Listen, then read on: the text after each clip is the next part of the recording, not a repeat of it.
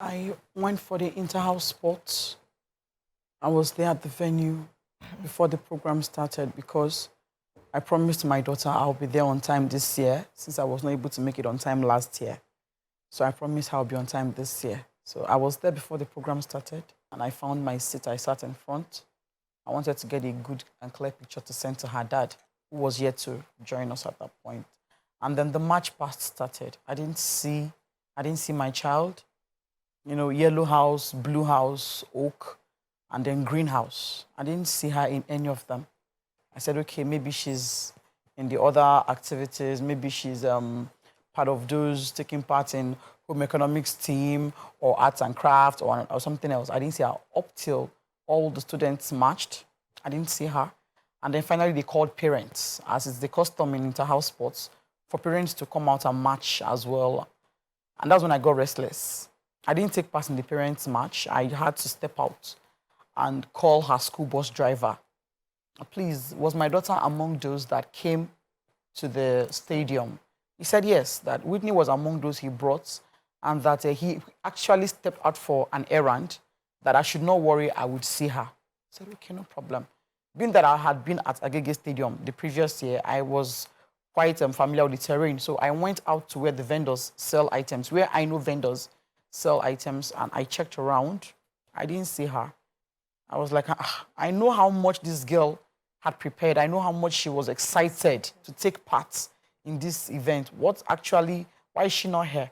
So while I was wondering, the march past was still on, you know, and then a school bus sped by on speed, like just zoomed off. And I actually said, like, why would you drive this rough in a place where there are children? And then I crossed the field. Anybody who has been to Agege Stadium will know that parents are kept on one side, kids are kept on the opposite side. So I crossed to where the children were, and I met a boy there, you know. Students around, they were loitering, you know. They have had their march past. They were on snacks, you know, having their snacks. And I asked the boy, please, have you seen Whitney Adeniran? And he said, a girl slumped here, but they've taken her to the hospital. Wow. I said, oh, a girl slumped.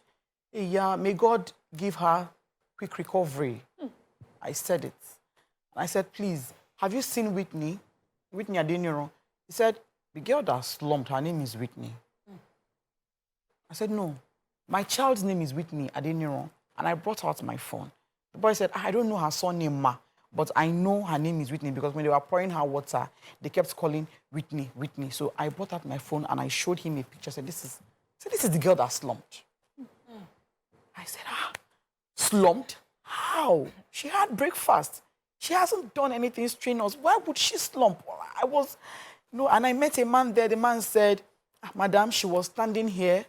She fell. I poured her water. I was the one that poured her water. And then I rushed out of the place. Then on my way out, I met a staff. A man was coming towards me. He wasn't panicking. He wasn't frantic. So I think that kind of subconsciously put me at ease. He just said, oh, Mommy Whitney, we've been looking for you. Whitney, I said, yeah, what happened to my daughter? I learned she slumped. He said, yes, Whitney fell, but don't worry. She's been taken to the hospital. She's recovering. I said, okay, no problem. So I followed him. I said, please, which hospital was she taken to? He said, let's go and ask the principal. Immediately, I called my husband. And I told him what happened. He said, okay, rush down to the hospital.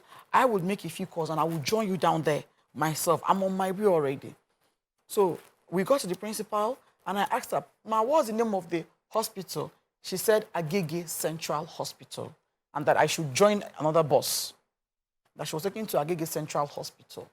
Another school bus? Yes, another school bus should take me to where she was. So we entered the school bus. I asked the driver, let's go. Hope you know the...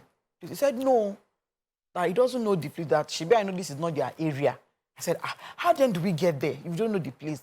I said, Ma, please. He said he doesn't know the place. How do we locate the place? I brought out my phone immediately. I put it on Google Map. It was not coming out. I put it in severally, Agege Central Hospital. It wasn't coming out. What I was seeing was Agege Central Mosque or Agege General Hospital. Okay. And I asked her, is it General Hospital or Central Hospital? She said it is Agege Central Hospital. I said, okay, let's just go ask. Shibi is an hospital. It is not something hidden. So we rushed out to the stadium gate. We asked security men that they were like, more bail, we don't know. We started asking everybody we saw. We're just driving and asking around. Nobody could tell us exactly where Agege Central Hospital was. I told the driver, you know what? Let's go to Central Mosque. It is Central. If we get to the Central Mosque, somebody there should be able to direct us where Agege Central Hospital is. So as we were driving to the Central Mosque, fortunately by the roadside, just not far from the stadium really, we saw the school bus that took her. Okay. So I jumped down from the bus. Was there a hospital there? The environment was not sanitary. It was shabby, dirty, scattered. A mechanic was in front. You had a food cellar, you had a gutter, and then inside, you see the building, just a small building, and then a small poster. A private hospital? I later learned it is an immunization center, actually.